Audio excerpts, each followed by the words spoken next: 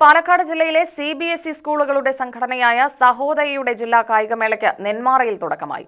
ഗംഗോത്രി സ്കൂളിൽ ജില്ലയിലെ വിവിധ സ്കൂളുകളിൽ നിന്നായി 1776 വിദ്യാർത്ഥികൾ പങ്കെടുക്കുന്നു.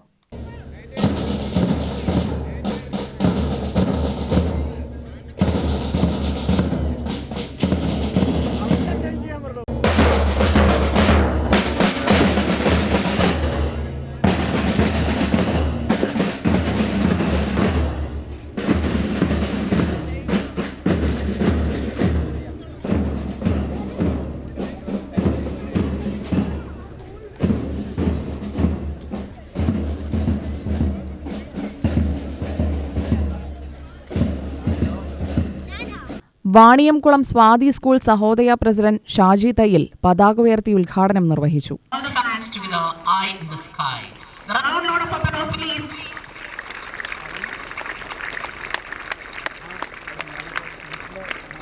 വളരെ സന്തോഷമുള്ള ഒരു കാര്യം, 2030 കോമൺവെൽത്ത് ഗെയിംസ് ഇന്ത്യയിലാണെന്ന് അറിഞ്ഞു.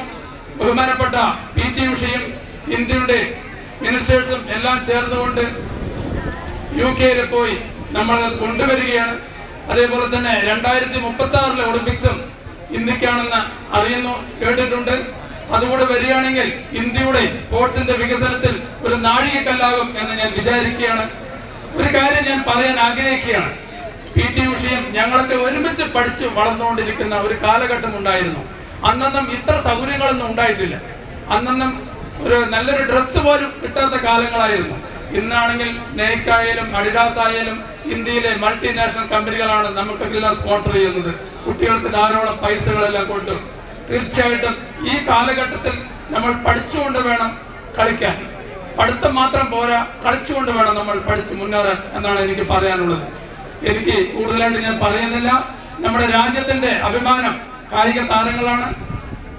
ഒരു ഒളിമ്പിക്സ് മെഡൽ വരുമ്പോൾ 202 രാജ്യങ്ങളും നമ്മുടെ ഇന്ത്യയുടെ പതാക വാനോളം ഉയർത്തിക്കൊണ്ട് ദേശീയഗാനം ആലപിക്കുമ്പോൾ 150 കോടി ഇന്ത്യക്കാർക്കും അഭിമാനമാണ്. തീർച്ചയായിട്ടും ഓരോ വളർന്നു വരുന്ന കുട്ടികളും അതിന് പ്രാപ്തരാവണം.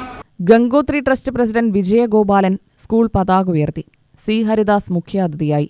General convener PS. Prabhakaran, Sreekrishnapuram saint ഡൊമിനിക്സിലെ Nandakumar, secretary creative public school principal Soni തുടങ്ങിയവർ പ്രസംഗിച്ചു.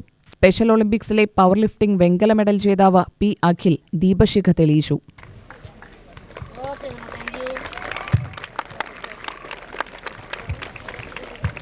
29 വരെയാണ് മത്സരങ്ങൾ അരങ്ങേറുക. UTV news, Palakkad.